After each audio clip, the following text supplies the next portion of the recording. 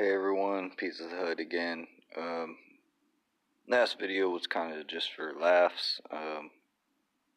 This one right here though, there's a lot of truth in it, I believe. So, just take a second to listen and let me know what you think. RT is sitting down with independent underground political rapper Diabolik. Thank you for joining us today. Thank you for having me. Now, your album Liar and a Thief hit stores in April. Can you give us a sample of the best song on that album? I got one. Just as I expected, I'll get my poetic justice. When the cats who run the game are leaving on a set of crutches. When they lay screaming in the general public, cause the metal rusted on their gun and backfired when it busted.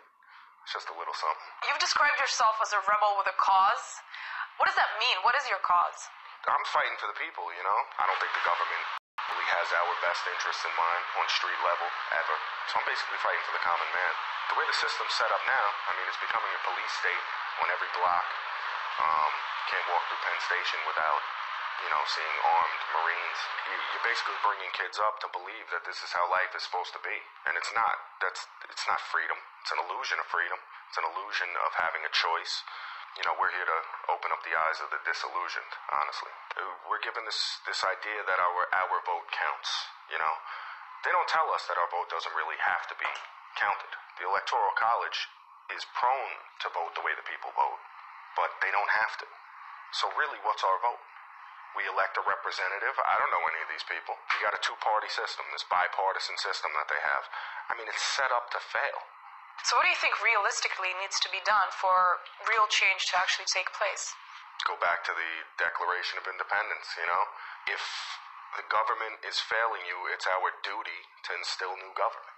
Obama coming into office, in my mind, this is my opinion, people can choose to agree or disagree, but I believe that the change that was made, because that was a big step in American culture, and the whole world saw it, and everybody got behind Obama. I think that was done for a reason by the U.S. government. I think, powers that be behind the scenes did that for a specific purpose to make people forget all the BS that went on for 8 years. You know what? We're still in a war that we shouldn't be in. We're in Afghanistan. How did it go from Iraq, which was ridiculous, where we had no business being there? Now we're in Afghanistan, and we're convincing our people via the media that they're the threat. When were they ever a threat? What did they do? Or is it that we just want their oil? And we want a stronghold in the Middle East to get all the oil and take all the money and all the power, move in a one-world government and keep it moving. What does Obama signify for you? Is he a face of change for you? Is he more of the same or something different?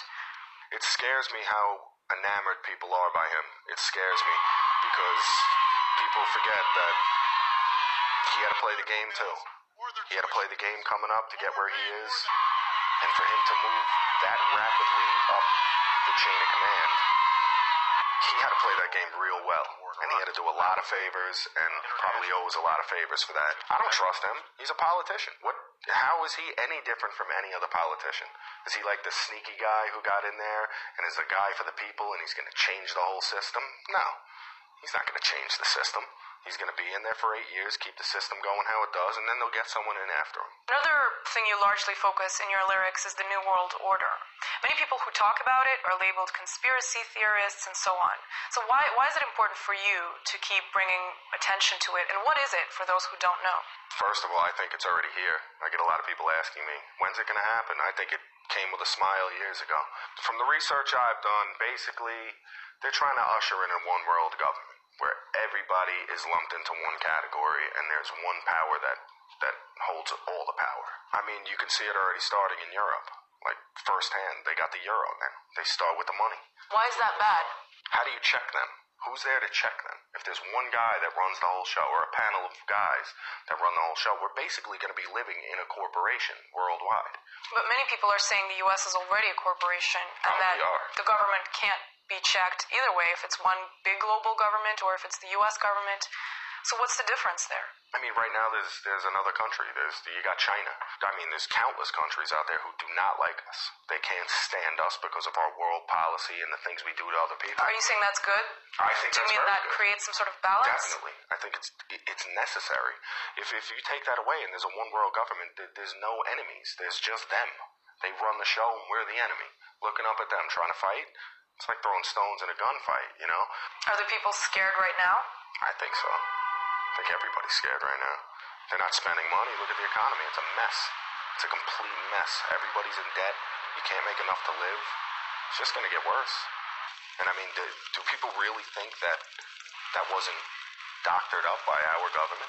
Like they had no hand in any of this? You think they did? Absolutely. The banks were failing. What'd they do? They handed the banks billions of dollars. They handed them, bailed them out. None of that money went back into the system, and nobody went back to check them for it. It just happened. They basically handed them big bonuses to keep their pockets padded. Never went back to the people where it was supposed to go. They let the people rot and let the bankers get rich. One last thing I want to ask you is one of your songs says, "I'd rather die fighting than live as a coward." Mm-hmm. Fighting for what? And are you calling for a revolution? What do you mean?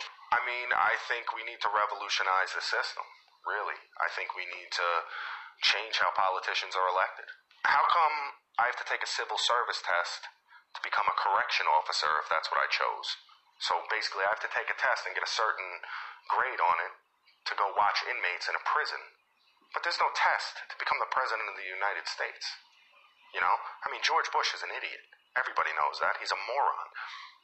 He never had to take a test to get in office. He wrote his daddy's name right into office and totally screwed our country up for a good 8 years and probably another 20 after it before we'll fully recover from what he did financially to the entire country. Now you got Obama. Hopefully he'll lead us in the right direction. I doubt it, but hopefully. Did he have to take a test? How do we know this guy's even qualified? He's a very good speaker. I know he's very good as a public spokesman.